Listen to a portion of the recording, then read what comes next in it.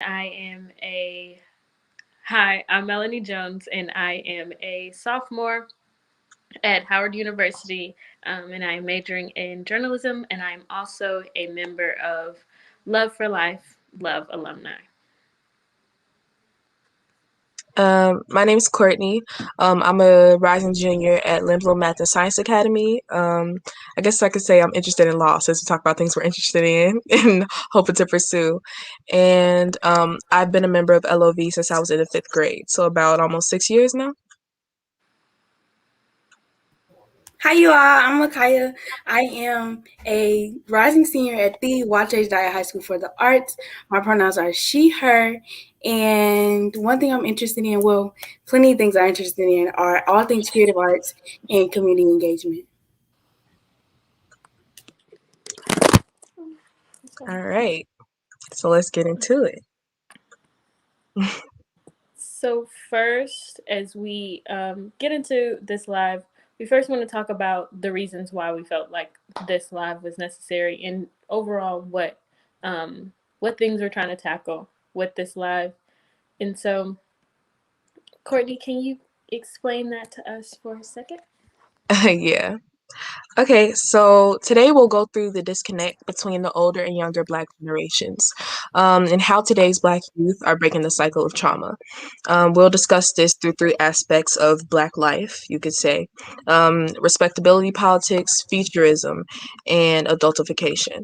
To explore how young Black women can create better connections and release themselves from the older generation's outdated biases. So yeah, we're gonna start with respectability politics. And Mikayah, can you explain what respectability politics are?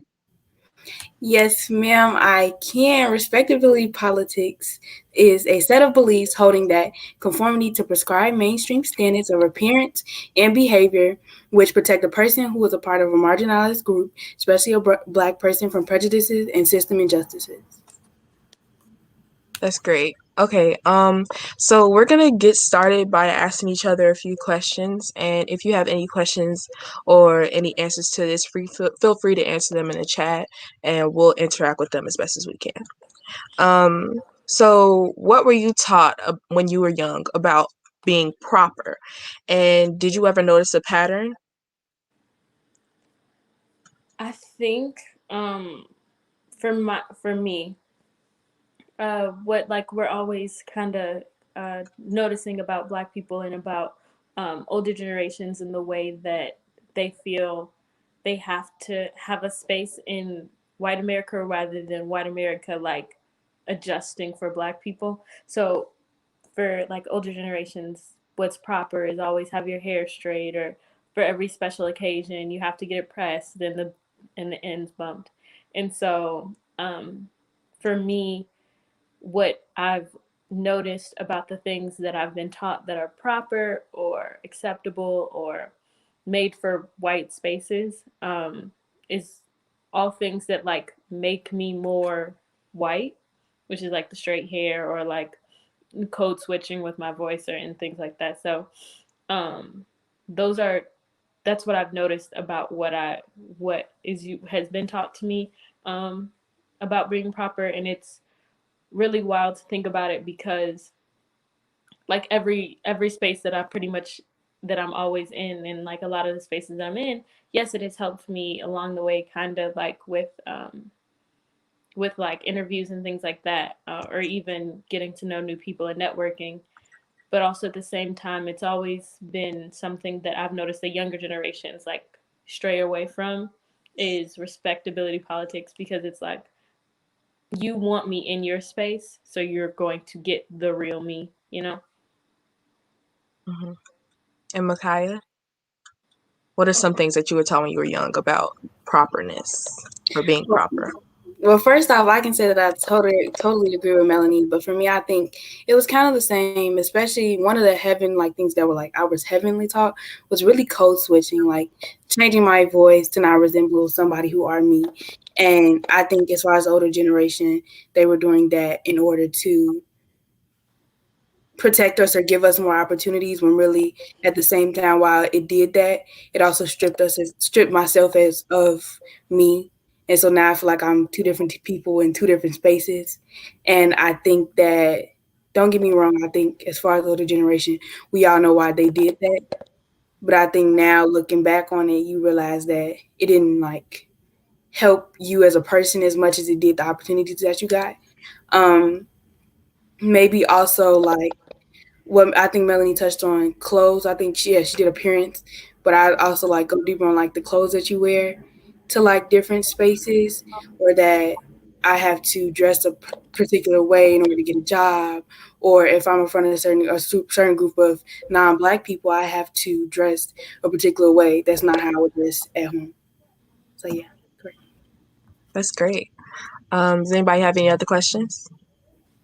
I think and this is also just like what I've noticed being in college about like respectability politics and the difference between like the way that my mom feels like the way that my mom thinks about what's proper and what isn't proper and like out in the world.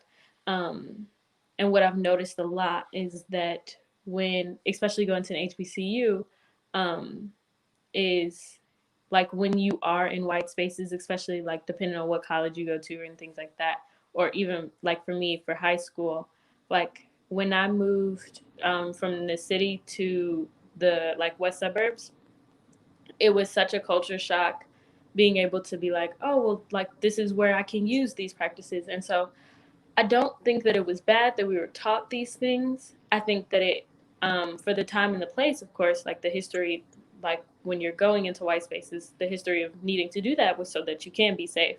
Um, and so what I think is so different and so cool about like now is that even though those are still some of the things that we're being taught, us as young people are able to understand that it really isn't necessary to do those things and it really shouldn't have to be necessary, which I really appreciate like now that I know rather than just kind of following through. I Okay. totally want to like add on to that because I was gonna say, Melanie, that I think our generation now like has like totally made us having two different way of life, like way of living. Excuse me, more so a good thing than a bad thing. I think it's like some sort of comfort to know that there is a space that we can be ourselves in when it's around people that look like us. And then, although that we do have to switch that personality when we go outside, when we're around people that are non-black, we have to switch that. But I think it still allows, like Melanie said, some type of sense of comfort in the process. And I also would say that, like, I think it gave us a view of different both worlds, and I think it helped the world stop perceiving us a quote unquote way. Because I think if you see a more group of people not acting how you would quote unquote think they would act, it's like a culture shock for them. Hmm. That's great. Do y'all want to move on to another part of the convo? Yes, I can totally ask the next question. So, Kourtney and Melanie, have you ever experienced discrimination from Black elders in regards to your appearance? Oh, so I'll really get into this one because it's so for me, my mom was one of like the last people in her family to have a baby. So all of like the people in my family are like older people. So I've sort of been used to being around them and seeing the way that they talk about young people. And it's just it's not even I wouldn't say it's like the same type of discrimination that we experience from like our white counterparts, but it's almost the same. The way that they speak about young Black people is so weird and like passive aggressive, but also like violent in a way. Cause like I feel like they sort of have in the back of their minds that these young people are sort of being a detriment to their people and are adding things to the community that don't need to be there. Like talking about young groups of Black men that hang together. Oh, they look like they're in a gang. His hair's not done. They need to cut all their hair off. they'd look like something out of something. They'll say like the word. They'll call people's children all types of names in the book. Meanwhile, somebody else could have called them that when they were that age. I think they sort of have in the back of their minds that I don't know. I think they have in the back of their minds that they're supposed to experience trauma, or young Black people are supposed to experience trauma because that's the only way that they learn. So, and even me with my hair, like there's red color in my hair, it's locks, like they have conversations about that. Oh, look at your hair, like that. You won't, you go to work with that hair. Like it's sort of just a constant, just back and forth. And it's like, I wouldn't have the job if I wasn't qualified enough for it, and I wouldn't have the job if I wasn't able to do my job. So I don't get how hair impedes that process, but whatever works for you. Um, what else do they do that's like really outlandish? Commenting on like people's clothes and things like that, especially like it's just funny to me because a lot of the stuff that they say is the same thing that a white person back in the day would say about them. I think it's kind of I don't know. It's a back and forth between them, but I think that they just have like really nasty comments to say about young people, and it's coming from a place of like it's not coming from a place of like ill intent or anything. I don't think, but it is coming from a place of like, oh yeah, I need to beat them down before somebody else can. I totally think I totally understand what you, Kourtney. I think you're touching to this aspect that the older generation tries to make us stronger through trauma and tries to make sure that we are prepared for what the outside world will bring without knowing that it kind of degrades us before we even step out the door. Is what you're trying to say? I just want to make sure I got you. All right, that's funny. Melanie, would you like to add to that? Right. And like, I don't. Can you hear me? Okay. But as like for me personally, it's always revolving around your appearance and like your hair, which is always so wild to me because I feel like this is what I want to wear. What do you mean?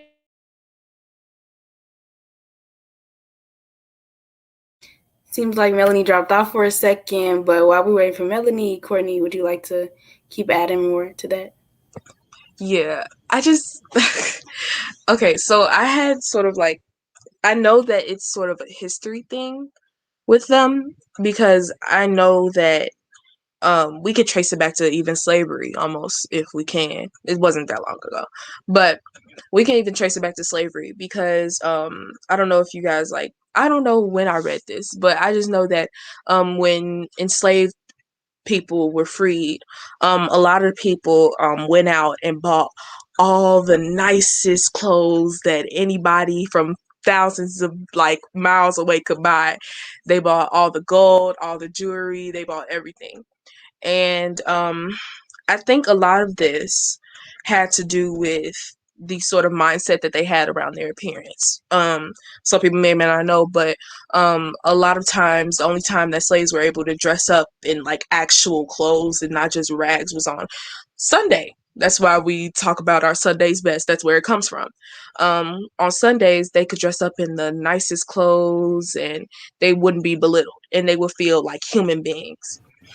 And I think a lot of that mentality, hey Melanie, I think that mentality sort of extends into today when Sunday. talking about We talk about our Sunday.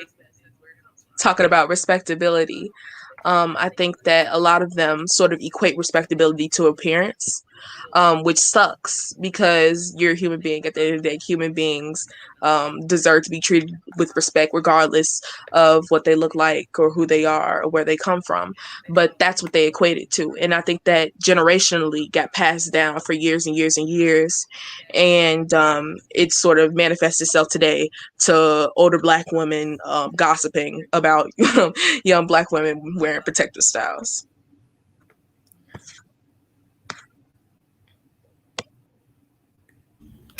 Yes, Kourtney, I totally agree. I also would like to add that it also shows how like generational generational wealth, generational trauma, generational everything's always like are real, I think. And I also would like to say that thing about the Sunday best thing, I didn't even know that before. Thanks, Kourtney.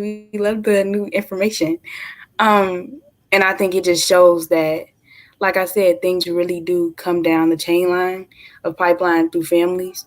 And I think as far as the older generation, I think, like I said, sometimes they have the right. What's the saying that you have the right? The vision is there. The intention, Yeah, maybe. the attention is there. The attention is there.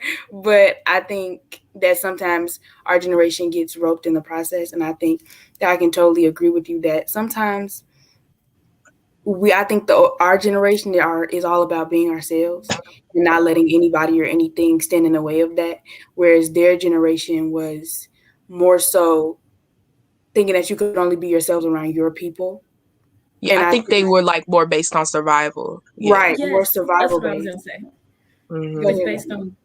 on like that's when you said survival, like that's what I think it was for most people, is that you're entering like the idea of integration. And so the idea of integration is the fact that it's not necessarily creating spaces for black people, but instead putting black people into white spaces. And so what we're noticing is like in doing that, we have not allowed black people to, we have not allowed white people to learn how to connect with us. And so in there, so then that therefore older generations, they're just being thrown into white spaces, and it's scary. It's scary. You got to play the game to win, and it's either that or your life. And so I get like the idea of protection, but it's so restraining, and it's so harmful to our mental health and to um, our own self expression, especially if the point is that we're all supposed to grow together. I totally agree. I think that was a great point that there's enough room in the world for everybody to be themselves and to grow. And I think that if the older generation and our younger generation realize that neither generations need to break down the other to get where we want to go, I think we would all have a much more peaceful like go. And I think as far as the older generation, I think that I can totally agree that when you're trying to survive, you'll do anything and everything to do so. And I think our generation are like past survivals where we want to live. And I think that's the goal, is to live. And I think in living, that's why we naturally like, what's the word? I don't know. Somebody give me a word. We naturally like, Want more out of life, yes, basically. Yeah. and we don't clash. That's why we clash with the older Mm-hmm. generation. Um, so the next question, Melanie, would you like to ask the next question? Yes, absolutely. Okay.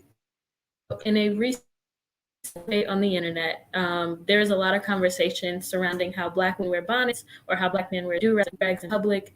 And what we've noticed is that older generations have criticized women for wearing them outside of their home, whereas younger generations have totally different opinions about it. And so the question really is why would there be a debate between the two generations, despite that bonnets and do-rags have been used for all generations of the black community? Oh, Courtney, can you let me start this off, please? You know, this is my Go start. ahead. So I think that I'm gonna just answer the question before I start going to my little spiel. I think that there's a debate between both generations, even though we all both use them, because I think the older generation were always worried about what non-black people thought about them, whereas our generation is totally not the same. I think that their generation or more so when if I walked outside of a bonnet, my elders would be like, "Why you got on the bonnet? Don't nobody want to see you like that. That's ghetto. This, that." And all of those statements are based off what other people think about you. And I think that in that mode, it's more so like they're worried about what other people think, and I'm worried about what I think. And I think we all need to get into the headspace that if that's what a person wants to do, then that's their business. It has nothing to do with me. And I think that Yes, Courtney. I think that also that as far as the bonnet generation is 12, and I'm gonna just say bonnet generation because I guess people are quote unquote calling us that now. I think as far as us, it's more so just wanting to live. Like I'm tired of having to be and do what everybody else wants me to. And I think it's just time for us to realize like let's really just be what we want to be. And I think around the bonnet topic too, I think that bonnets have a much more heavy symbol than just wearing them on your head. I think bonnets symbolize black care. I think bonnets symbolize natural hair. It symbolizes caring about yourself, putting yourself together. Symbolizes rest, and I'm a stand for Black girl rest. And I also think that one point that people bring up, shout out to my best friend, she says this all the time. That let's be honest, if I came outside with my hair messed up, people would still have a problem. And if I came outside with my hair in a bonnet, people would still have a problem.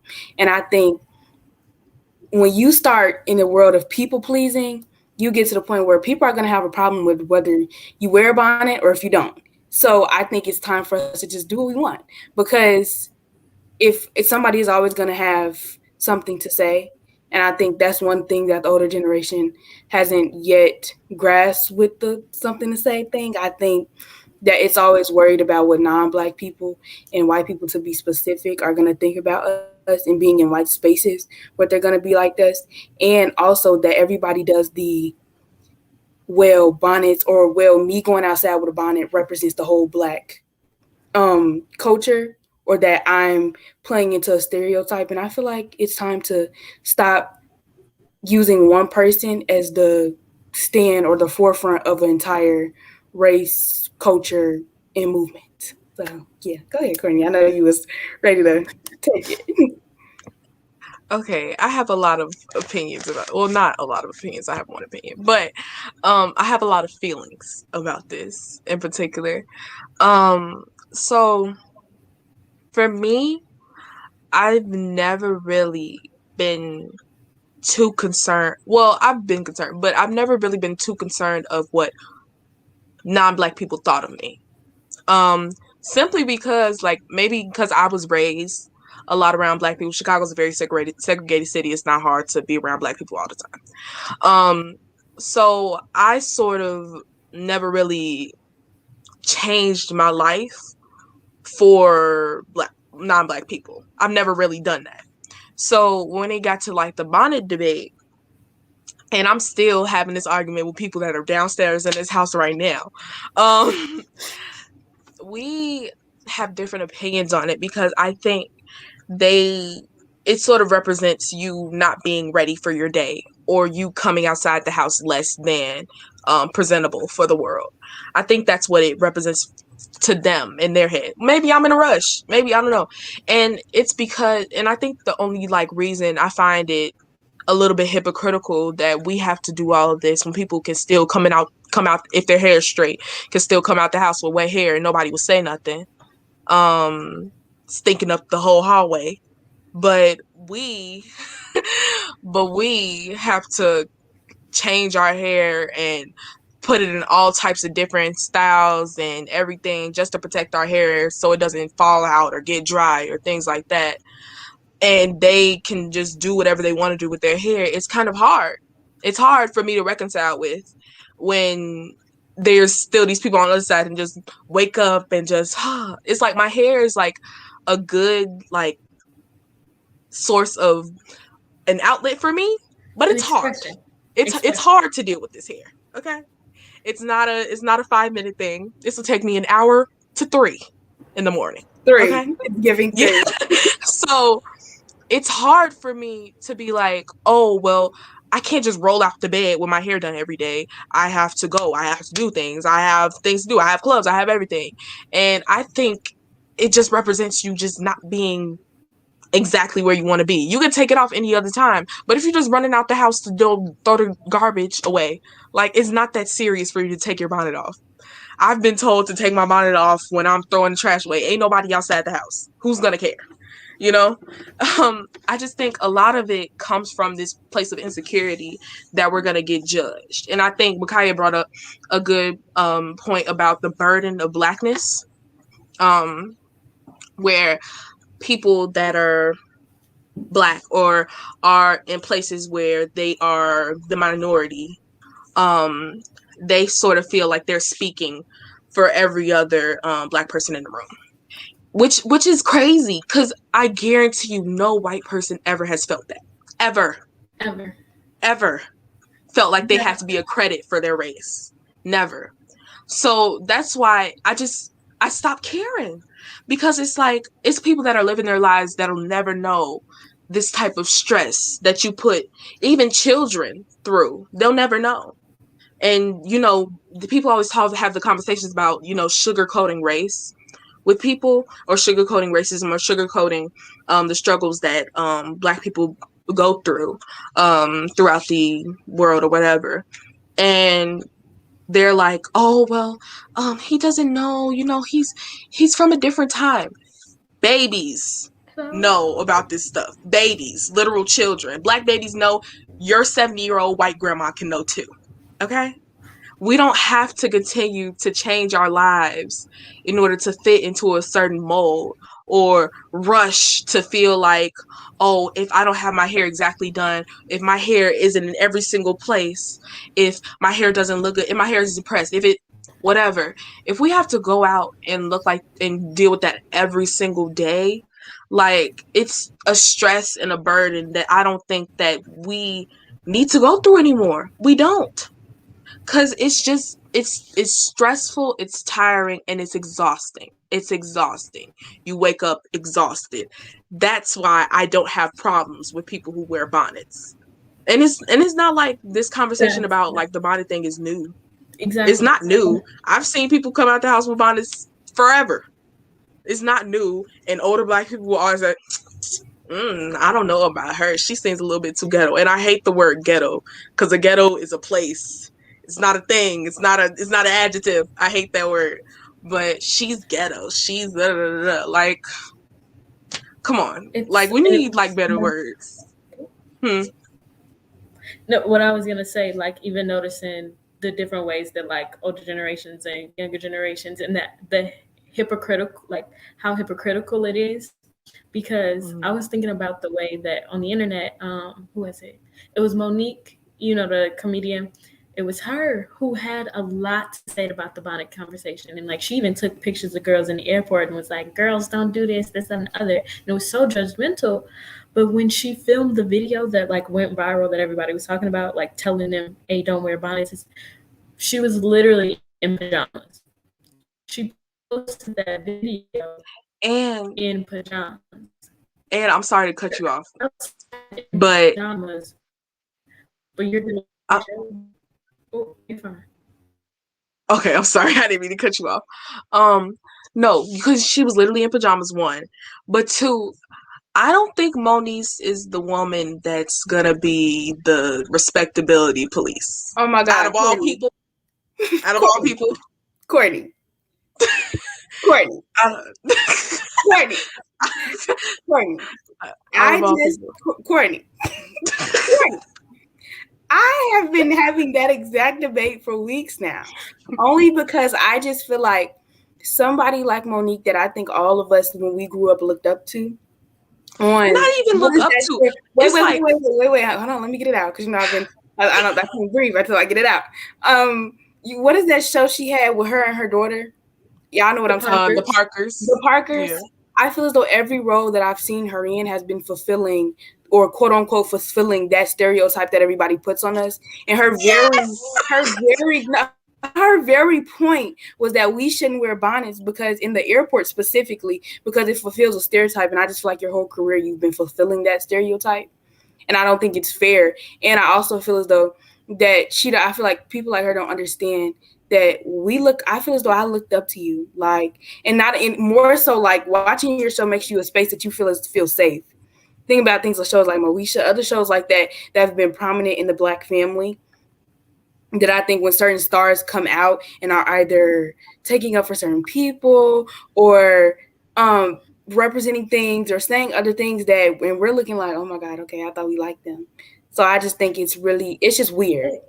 And it's also Go ahead. ahead, That's Melanie. why that's why it always bothers me, especially with older generations, because it's always them. It's always like with things like with younger Black artists and things like that. Like we always try and keep it within the community, whereas I don't know what it is, but about older Black people, but they are just so in support of like with younger generations. If we're able to see the younger artists, like they're acting up, this and the others, we're able to sit there and be like, no, they were wrong, fine and dandy. But that's also Black a survival tactic. It's also a survival tactic.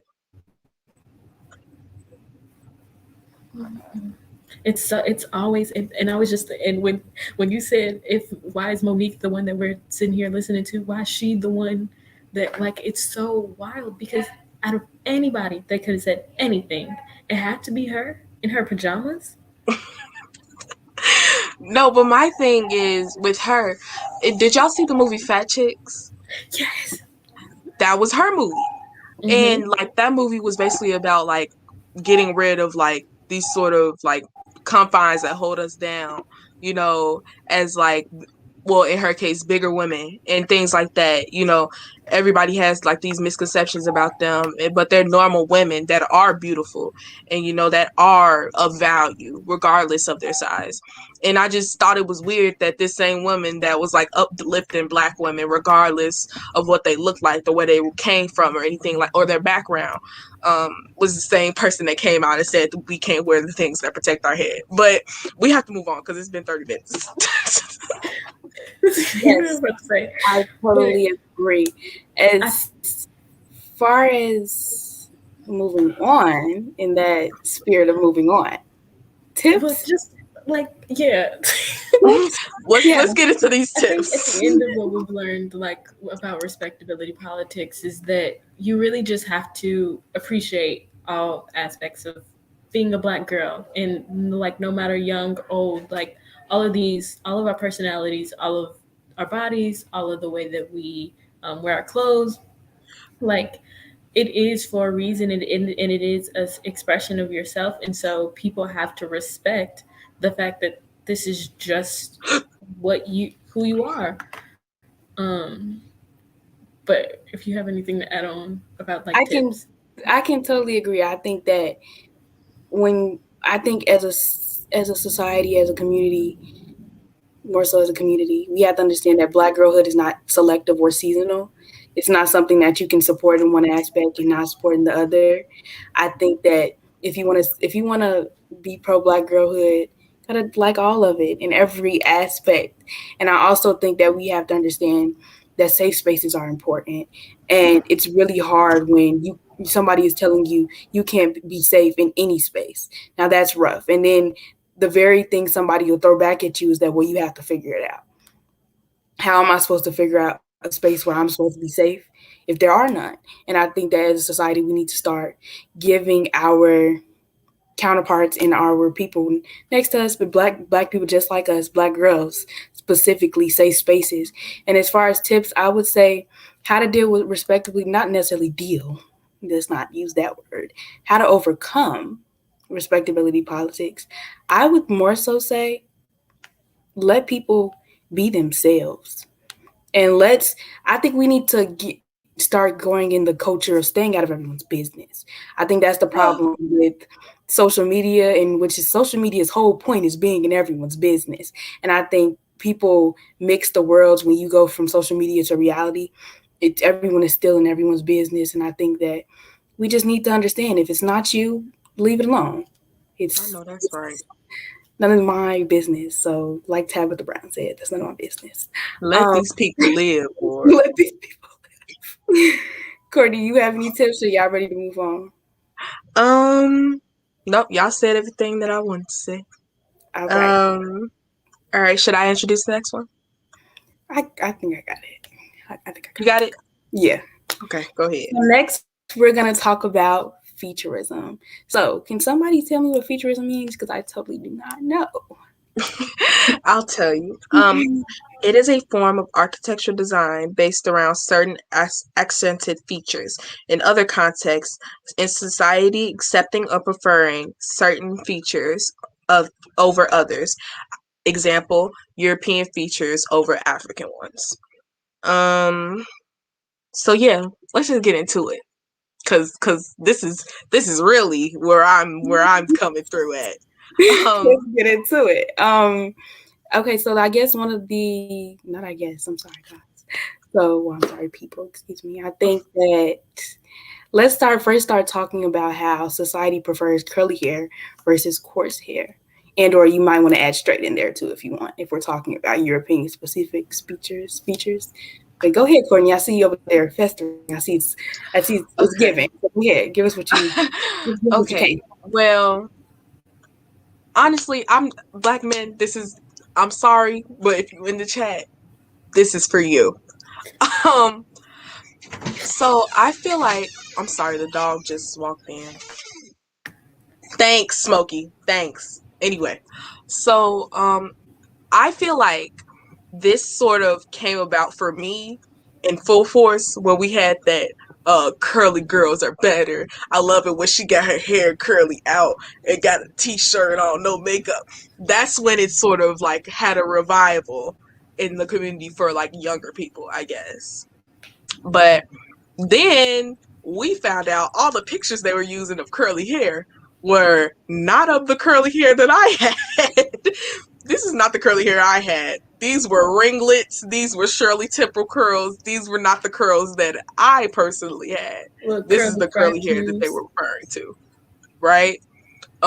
Then like even now, like they're like, I love curly hair girls or anything like that. And it's like the loosest curl I've ever seen on a person in life. And like just some of the like I don't even know how to manage it, like when you describe it, because a lot of black women now are sort of getting into the habit of like preferring like these sort of curls, or all the curly hair YouTubers are have like the loosest curls I've ever seen in life. And like I can't do that on my hair. We don't have the same type of curly hair. And it sort of like enforces like these weird expectations of black women to have loose hair, which is weird. But for the older generation, this is for you. Um, this is like telling us to relax our hair.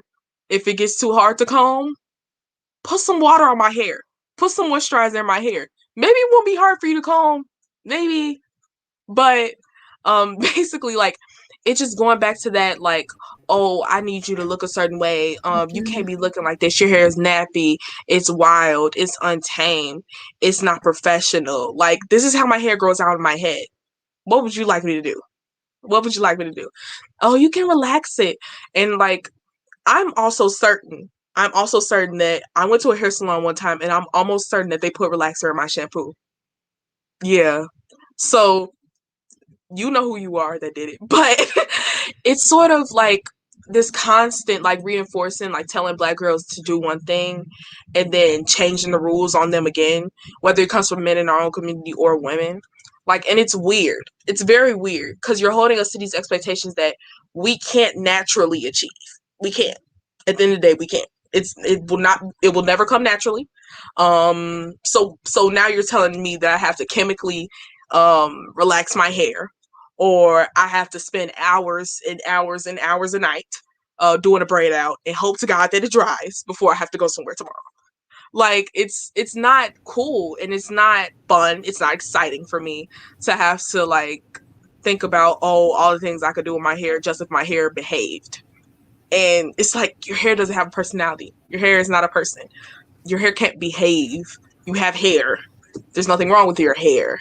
And I feel like a lot of us have been told that a lot of things are wrong with our hair when it literally just grows out of our heads and we can't control that. I don't know. I totally And it agree. like when I think about Go ahead, Melanie. along the lines of like hair, along the lines of hair, and I was just about to say, like when you are getting your hair done by like your mom or your grandma and things like that, and they sitting there pulling and scratching and but I'm not tender headed, but even the term tender-headed. Like, why is it that you managing my hair has to be such a grueling process? Like, why is it that I have to be trained to get my hair done and things like that? Like, I get it.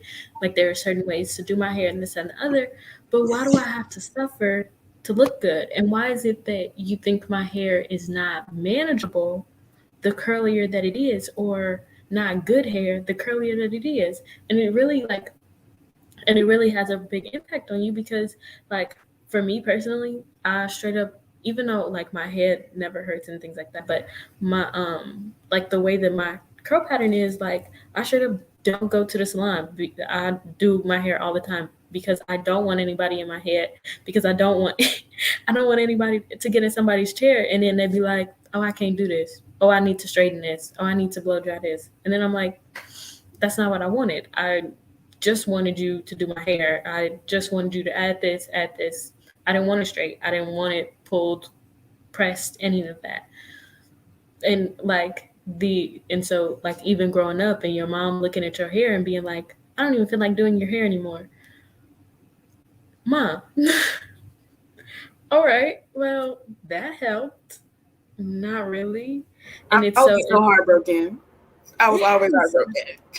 Yes. So that's just that's hold on, let's give us a second. But that's really like what I think about when I think about curly hair, versus like in the way that growing up, like people had to manage your hair, or my mom had to like manage my hair or relax it and things like that. So Mikayah, if you got some. I would say that I totally agree, and I also think that as far as the older generation, they had like a very much habit of making us feel like animals. And that's because Melanie used the word grooming, and whenever I hear that word, it's like next to talking about an animal. And I think that we need to start destigmatizing doing Black girls' hair, and also we need to stop using the word that our hair has to be done, period.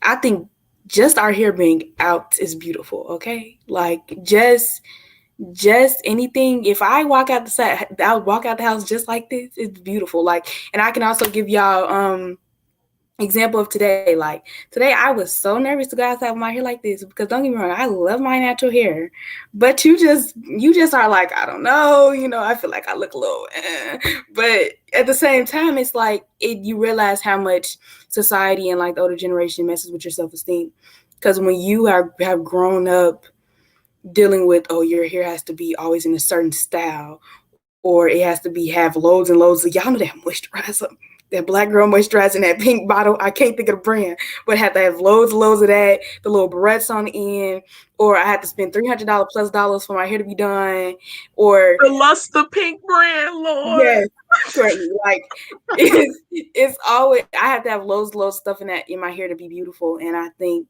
we need to start destigmatizing the fact that Black girls are beautiful, period, in anything and everything. And like one of the things I think Kourtney brought up with the relaxers and the perms was like the Easter day pressing comb on like different holidays or different special days in the Black family, or any days that we make special ourselves, that we have to look a certain way. And I think that it has kind of like in our mind made it that like we have to always look a certain way to please other people. Because I don't think growing up, when I was getting my hair done sitting in my mom's lap, I'm not thinking like, oh, I'm going outside because I want to like this. It was more so I'm going outside because my mama liked this, and that's what she requires of me to go outside. And I think that that's where it starts, when you're growing up and you're doing things that you don't really understand. You're just doing because your parents want you to do. Then when you grow up, you realize it's that same thing, that you're only doing these things because of outside entities. And I think now, like Melanie brought up a good point. Now it's funny. Now that I'm older, my mom be like, I'm not braiding your hair.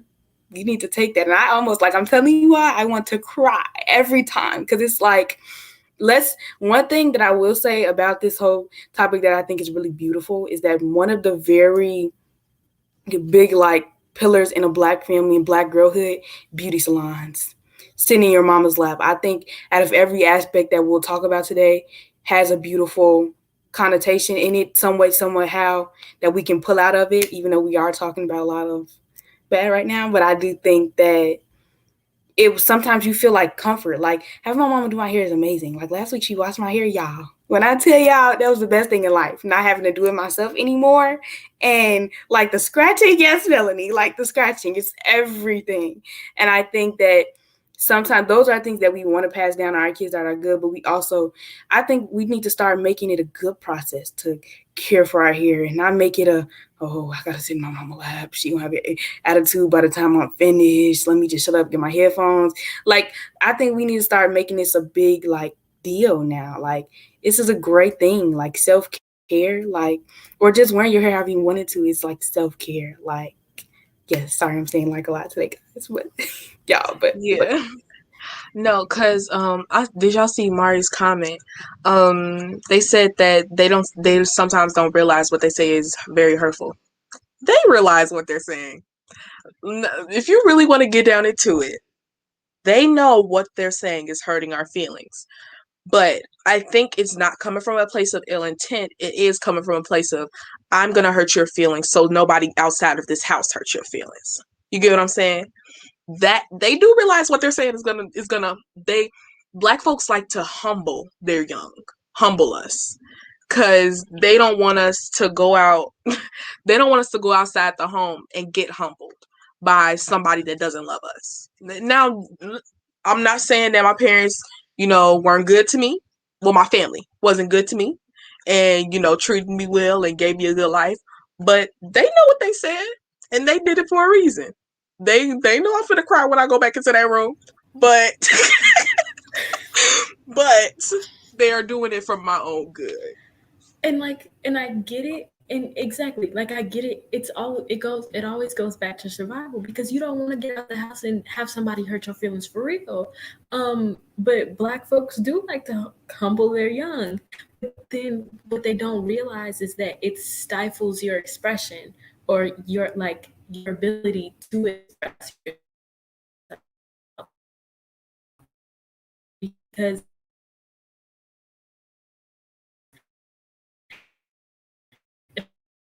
I'm not able to express myself in the way I wear my hair. I'm ever I don't know if I'm going in there. You good now? You was few seconds ago. Okay. Yeah, it starts to stifle your expression. And how am I able to express my feelings if I can't even express the way that I like my clothes, like outward expression? How am I ever going to be able to express anything inside? And so, I think I really like that you said that, Kourtney, because that's exactly what I think too. Is like it hurts, and they know it. Mm-hmm.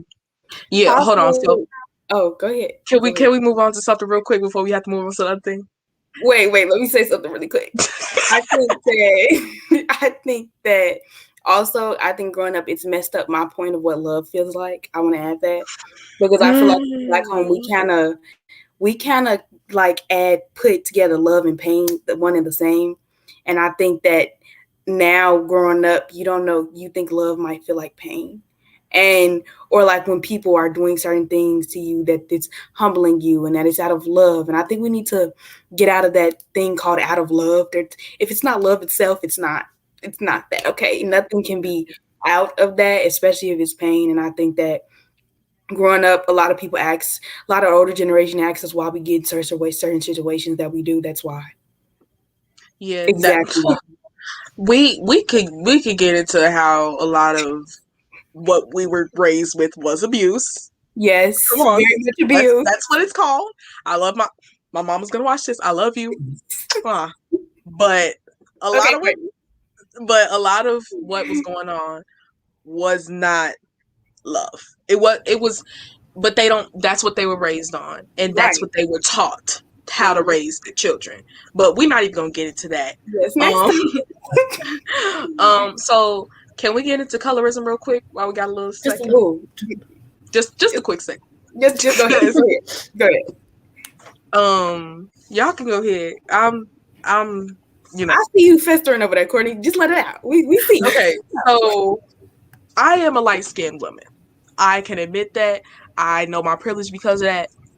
I got a tan right now, but I feel like I wasn't raised to see lighter and darker skin as a benefit or a detriment. I wasn't raised like that. I didn't really see colorism happen in real life, like for real, until I got to like middle school, which was weird. And then, cause kids are mean, they are so mean. But like a lot of, I've talking to like a lot of people that are grown up and were like dark skinned young black girls. It started very, very young. A lot of people like I know have made a comment about like my skin colors, like you should be lucky you light skinned because da da da da da. And I'm like, it's my skin color, babe. We all black, you know? But I think that it sort of comes from a place of like trying to save your child or having a closer proximity to whiteness. I think that's what it is. Because I think lighter skin is sort of equated with whiteness, because you could say that even going back to slavery, that's master's kid, da da da da, whatever. But I think a lot of it comes from a place of like superiority, and even like the rumors that, you know, the slave jokes about how light skinned people were put in the house and dark skinned people were put in the fields. Like, and like we joked about it back then. Like everybody made jokes and da da da da, but it's not cool. It's not fun. It's not exciting to be discriminatory to your own people based on like their skin color when we already experienced that outside of our own community.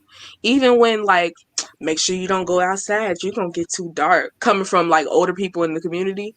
It's weird. It's weird. Like, you're really weird for telling a young person that doesn't even know better to not love themselves regardless of their skin tone. It's weird. You're weird. But I just feel like a lot of it comes from a place of insecurity that black people have about themselves, and has an insecurity about being black in the first place. I think that's where it comes from, because I feel like they're sort of ashamed that, you know, they grew up black. So now they're trying to do anything better to get away from their blackness, even though like there's nothing wrong with that. People still bleach their skin and do all of the weird stuff. Do y'all have comments about it? You like not really abrupt. Going, and I was like, I can what I can say is that I can agree that I didn't really experience colorism until I think that was what, 5th grade, 4th grade. No, probably like 3rd, 2nd, somewhere in there, elementary school, early elementary school. And it started because I was bullied about it. And it's really hard to be bullied about something you don't understand. And growing up, when you look back, you're like, oh. And then coming from somebody who is darker skinned as themselves, what can she say? What can she really tell me? Because she went through the same thing. And I think also one of the things that I'm tired of is making excuse for people who are still colorist or shadist. And that's another topic. People need to learn the difference between shadism and colorism. And I'll get into it if some of our audience doesn't understand in a minute. But as far as colorism, I think we need to stop making excuses for people who are not educated. I think certain people would say like, oh, they don't know no better, or you know where it stems from. I feel as though we all know where it stems from, but the reason it continues is not on them. It's not on the slave. It's not on the masters now. It's not their fault anymore. Yeah, they started it. But I think it's, as a society, the fact that we still continue it, or the fact that older generations still make us feel like we have to look a certain way, or different men, or different having a partner in this society is rough. Because the first thing that should not go in my mind when seeking out a partner is, oh, do they like dark-skinned women? And it's sad that that's the first thing that will pop into my mind. Or I think maybe even, I'm not sure if you all had the experience where you would go like to a family reunion and certain people will be a little bit more lighter skinned than you are. And not only do you feel out of place, the first question they'll ask is, who's your mom? Because they automatically see the difference. And I also think it's time to start bringing Black people back together as far as the separate thing we have going here, because first of all, there shouldn't be a darker skin and there shouldn't be a lighter skin in the first place. We're all black, period. Same way with biracial and mixed people, they're still black. They still, it's at the end of the day, we should be able to be one. And it's sad that we are all mentally enslaved in the things that society has created for us. And it's hard trying to navigate your day to day, worrying about all of these things at once. And as somebody that I think all of our age can agree, that having to deal with all of these are at once makes you feel like you can never be yourself, or matter of fact, don't even know who you are, because you are everything the world wants you to be, and everything as far as appearance wise. And yeah, I think it's just rough. Yeah, you touched on a good point when it comes to like not making excuses for people that are uneducated, especially with like the older generation. I feel like a lot of people have that mentalities where you can't teach an old dog new tricks, da da da da da. But it's like you have access to the same information I do. You're seeing the same things that I see. Like you've seen it for longer. Matter of fact. So I feel like a lot of people are like, oh well, they don't know. That's how they were raised. Oops, sorry. She's not gonna answer this phone. It's fine. But I think a lot of it comes from a place of insecurity for them, and they don't want to learn or they don't want to change the way that they are because they feel guilty for perpetuating. But let's move on before we run out of time. Yeah. So our next topic is adultification, and with adultification, just a quick definition: adultification bias is a form of violence against minority groups such as African Americans being treated as more mature than they actually are by reasonable social standard of development. And so an example of this would be what Ladies of Virtue kind of combats is the fact that Black girls and actually like emotionally. And so basically like what Ladies of Virtue is combating is the fact that Black girls do need help and they do need connections and they do need to be supported and feel like their opinions matter. And so and that's based on society feeling like Black girls are way beyond their years, or they're way stronger than they seem like, or they're, oh my goodness, like she may be 15 but she developed like she's 20.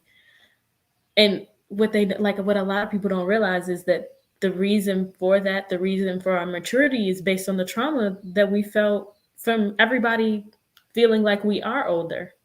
The only reason why I'm mature is because of all the trauma I got. But if anybody has any points on that, or Yeah, we can keep going. But yeah. yeah. We had like a few questions for each other, but we'll just let the conversation flow. So like the first question was, when was the first time you felt adultified? I don't think I like have a specific moment.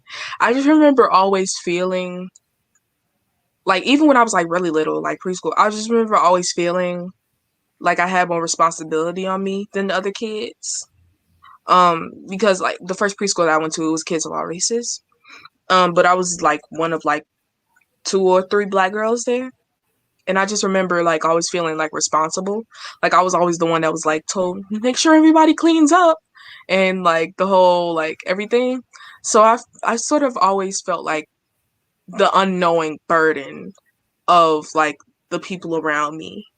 When was y'all like first experience with being like feeling adultified?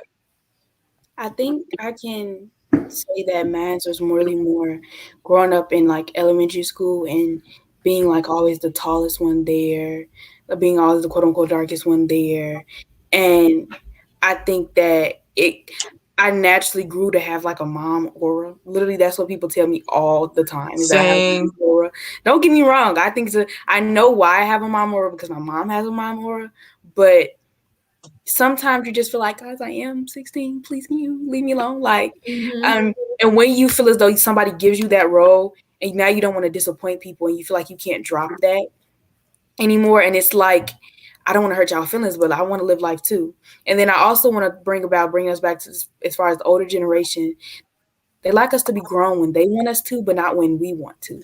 Have y'all noticed that they want us to be grown when it comes to making our own doctor's appointments, when it comes calling that dentist office, when it comes to taking the bus, all of this other stuff. But when it's stuff like actually our age, like, oh, I want to go to this party, or oh, can I go hang out with my friends, or so and so is doing this. It never correlates, and it makes you feel like you're only grown when people want you to be. And then it makes you realize you're not grown. Just stop thinking it. Exactly. And the thing is like you're only grown when you have responsibilities to other people. Like I think about the way that like for Black girls, and Jamila said this in the comments, but like when you're in the house and you have to cook and you have to clean and do this and the other. Now those are normal chores for anybody. Great. But also you have to think about the fact that they use those chores to like weaponize how much fun you get to have for your age. So it's like, oh, you gotta have this clean, you gotta have this clean. But I think about my brother and being and like the responsibilities that he had was a list way shorter than mine. My responsibilities will be this, this, and the other, all of the full list. His would be like take out the garbage. And then when you wonder why girls, and this is kind of like for girls specific, like girls in general, but mainly for Black girls because that's the experience I know. But when you think about girls and the fact that they have all these responsibilities and that they know all these things, it really harms them. It really harms them because they're mature, and so then it makes predatory men think that they're mature. Before And we get into that, that's exactly, and that's the real problem about like making sure that like trying to adultify a girl is because in doing so that makes her more susceptible to being approached by predatory men. If you want her to be grown, you want her to take responsibility, you also have to understand that people are looking at her now. Before we get into that, because we have a whole section about that, I think a lot of like experiences with adultifying young Black girls is that the Black community is a matriarchy. Now, Black men aren't centered in the Black community anymore. There aren't as many of them as there is of us. So we are basically mainly responsible for, if you have a child rearing, providing for your home, all the things like that. And a man is extra at this point. So I feel like a lot of that starts very young for Black girls because we all see these independent, Black women, getting all their own, taking care of 2, 3, 4 children on their own, whatever. I think a lot of it comes from that place. And I think they're trying to prepare us for that. But it also makes us responsible for things that are out of our control. I think a lot of us sort of put on the burden as being like the shield for Black men at a very young age. And it's so weird because they will never do the same thing for us. But I'm not going to get into that because that's not the conversation we're having.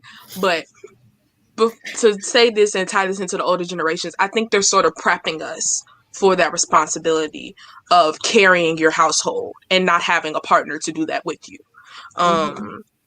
But back into that predatory men statement. So we're going to talk about the protection of predators and the victim blaming. Wait, bring it back. Really back. Hold on. I know it's festering. Bring it back really quickly. So let me go at for a few seconds. I just wanted to say that I feel like one thing I want to note is that word susceptible that you use, Melanie. I feel like sometimes it's not even us being susceptible, but that we naturally, quote unquote, have that aura. I don't think it would be susceptible because I feel like sometimes with that word it made to seem that we get ourselves in them quote unquote situations, but more so that we naturally have that grown aura. And I think I can say that I'm totally one of those people. Yes. Like someone in the comments said, shout out to my sister, Black parents raise their daughters and love their sons. And it's because I feel like moms, are raising their daughters to beat them and be better or do exactly what they did. So that I feel as though a lot of Black moms have the fear that they're not going to be here all the time. And so they have to prepare that their daughter is able to do everything that they did when they're not here. And I think that in that, we naturally take on all of that responsibility. And I think not only does it strip us of a childhood, but it also makes us feel like we have to be and do everything everyone else wants us to do, and we can't live. And like Melanie noted that, yes, Melanie noted that, like when it comes to having brothers or men, you notice that it's always just an extra. Whereas we're raised by independent Black men, women, but if we're a single mom, we get degraded by society, or that single mom is degrading herself because she is a single mom. And I think it just shows how introspective, I guess the word is, it can go, and how sometimes growing up, the older generation don't realize how much trauma they might have instilled in us. More so, but Kourtney, I'll let you go back because I know the men think it's because this comment is really funny to me because it can go into. So we're gonna talk about have the way that our community protects predatory men and blames victims. But I think that this comment can also be translated into that context as well, because Black parents raise their daughters, but they love their sons, and they will baby their adult sons to the day they're on their deathbed and they take their last breath. And that's how predators keep coming back and keep getting protected in our community, because we're taught to protect our men and raise our daughters to be better. But anyway. Exactly. And so with that is that you're teaching these young men that, like what I think about is that you're teaching these young men that they can get away with pretty much anything. The entirety of their life, they can get away with pretty much anything. And for that to continue, that means that they never get out of that mindset when they're adults. And so that means not holding them accountable lets them do whatever they want to these young girls, and then proceed to, because in the same breath, those men will be like, but she was fast, but she was grown, but she was this. And other people in the Black community will continue to be like, well, she was doing this. Well, she was acting a little grown. Okay, first off, you taught her to be grown. You taught her to grow up. She's on a completely different level. That little girl is on a completely different level than she should be. While you're grown, I can't even say bad words. But while your grown son, why that grown man is looking at her differently, because she feels like, and the thing is about predatory behavior is like the girl herself may feel like, oh, well, I can handle this because I'm mature, because I've been through this, because I've been through that. I've seen it all. No, girl, you haven't had the time to grow at all. At all. This man has, and he's chosen not to. This man has had the time to grow, and he's chosen not to. You know he's chosen not to because he's trying to mess with you. Mm-hmm. It's like, and I think, and what's so wild, and like I think about the way that Black mothers don't hold their sons accountable, is because that they're afraid that the world will. They're afraid that the world will. They're like, it's always in the back of their mind is, how can I love my son more, because I know that the world won't. And like, I think about that. And so when it is time to finally hold them accountable, they're always like, I can't, I don't know how. I don't know how to hold him accountable, because I know that the world is going to get him and going to do this. The world will never have a chance to, because the way that you're shielding him is destructive to your entire society, to your entire community. Can I talk about something real quick? Go ahead. And I hate to bring this man into this conversation. Oh, wait. I feel it's over to be. It's over to be, or who? Go ahead. It starts with an R. Oh, okay. Go ahead. I hate to bring Robert Kelly into the conversation. Go ahead and say both. Bill and Robert. We have that down. We have that down. So go ahead. It's fine. Mm-hmm. So I really think that the Black. I'm gonna talk about Robert, because I think that he specifically harmed Black girls. So I think in the context of this, it's the best. For Robert, I feel as though the Black community knew about this man for decades. They knew. People in Chicago knew before then. So I think that we all, no, not we. Why am I including myself? People decided, well, actually, no, because we all knew that he married Aaliyah back then. And we all knew that. But I think we all selectively decided to ignore it because we were like, oh, he's our champion. That's Mr. I Believe I Can Fly. He got us. He's got white people singing R&B. We need him. We need him. So people babied him. Oh, he went through some things when he was young with his mother. Okay, like that doesn't excuse his behavior, right? And so he continued to do it for decades. For decades, that man had physical video evidence of him in public, in private, in people testimony, all of that. People kept protecting this man. So he kept abusing more and more young women. And a lot of the blame was shifted onto these young girls and their families because it was like, why would you go with him knowing what he do? Why are you protecting him knowing what he does? It's the same hypocrisy that happens back and forth in the community that keeps helping men like Robert go into our community and steal our girls away. Period. And these will be men in your family. These will be men in your neighborhood. These will be men that are in the public eye, like him, that will protect because, oh, well, he does a good job. Oh, well, he's family. He's family. You shouldn't. Or you have oh, he's a good guy. At the end of the day, he's a good guy. He didn't mean to. To be specific, the older generation. The older generation talks like that about predators. That's what they are. They're predators. They're abusers.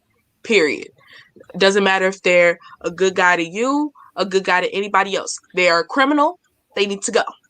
All right? Cough, cough. Felicia Rashad. Yes, we have that in there, and we can add. I think we're going to do.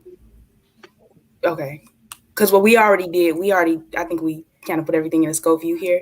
So I guess I'll speak, and then we can do questions, and if there isn't any, we can wrap up and let people enjoy the rest of their night. But as far as what Kourtney was saying, I think Kourtney and Melanie touched on a great point before that, like, Black men didn't have the same, the Black older generation weren't raised how the Black women older generation were. And so I think we're more so like when Black male predators come to Black younger women, it still seems as though that Black younger women are having to raise these grown men. And it also shows just how much there's a difference that they haven't had a chance to grow up. And I think, like the Felicia Rashad thing that Melanie touched on a second ago, that it just shows how much Black women will go out their way to protect Black men, but Black men will never do the same in the older generation specifically. And like how going around with your uncle and telling you to put some clothes on, all of these things in our community, in our households that happen to us. And it just shows how much Black women are raised totally different for Black men. Because if a Black man took off his shirt in a gym room, nobody would bat an eye. But a Black girl can't wear the clothes in her house that she was already wearing. That she was already wearing. In front of her family member. It's just crazy. And I think it's for tips on this, so we can get to the tips, guys. You all, excuse me, that. More so, we need to start treating our children their age.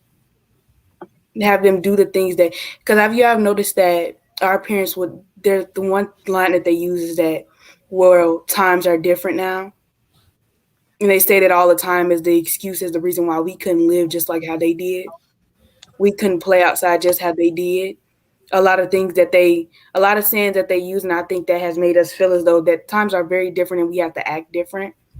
But I think it's now time to start treating our children how old they are. Therefore, if they are 4, let's treat them like they're 4. Let them be what a 4-year-old is supposed to do. Let them go, play, have fun. You know what I'm saying? Like, Melanie, let them make their mistakes. Like as a 4-year-old or 14-year-old, like everybody knows that kids on their own will try and grow up too fast. But by allowing them to grow up that fast and by kind of forcing them to grow up that fast, they realize that they're completely unprepared for what real world is like, because their only real perception of what real world is like is the trauma that they went through. Mm. Mm-hmm. I felt that one. Yeah, Courtney, and I think that goes back to like another point that we made earlier, is that you aren't love isn't traumatizing your children. mm. I'll just leave it at that. But yeah. And for our people out there, we just really want to say thank you so much for taking the time out your day to come listen to us. If you have any questions, I was about to ask before if you you have any have any questions. questions, please put them in the chat. We'd be happy to ask them about any questions you're like, how do I do, or how do I help my child with this, that, or the third. So if you have any Ask us to questions, restate a point, something. yes, something like that, please put it in the chat. And we will.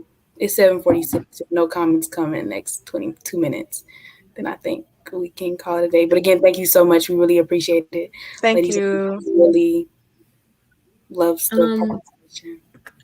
and then if anybody needs any recap on like our tips, you can also tell us to drop them in the chat, or any specific questions. But while we wait to see if there are any questions, we do want to thank you all for joining the conversation. Thank you all for listening to us and giving us this platform. Especially thank you to Jamila and Kenya for having us, Yes.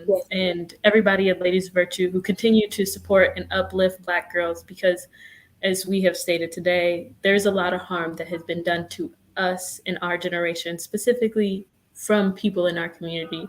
And thank you for letting us have this outlet, because it does become hard trying to keep it in or trying to understand it or trying to navigate every second of growing up and being a Black woman, when not only is the world on you, but also people in your community. And so just a little bit of a plug for Ladies of Virtue, but you can follow and like our Facebook page. If you're watching this on YouTube, please subscribe to our Yes. YouTube channel and keep up with us. If you know any girls in the grades 4th through 12th grade, we are having recruiting sessions, and you can find us on lovechicago.org, so lovchicago.org. And you can also find us on Instagram and Facebook and YouTube. And I don't think we have Twitter, but you can find all of our handles at love Chicago, and keep up with us there. We're always looking for new volunteers. We're always looking for people to listen to us and all the things that we have to share with the world. And we really want to keep people engaged because we are building a platform as young Black women. Anything you guys want to add? No, I think you hit it at the nail. Yes. Just keep up with us. We love doing stuff like this, and it was nice. And thank you to Kourtney and Melanie. It was nice to talk to you all today. I really enjoyed y'all. We love to see Love it. for I life. enjoyed y'all too. Y'all know I love y'all. But we're gonna let everybody go ahead and enjoy their, because it's getting late, and we did have a really productive conversation. So again, thank you so very much for joining us, and make sure that you follow, like, subscribe, all of that, so you can see what else we're up to. Yes, yes. Thank you. Bye, you all. Bye.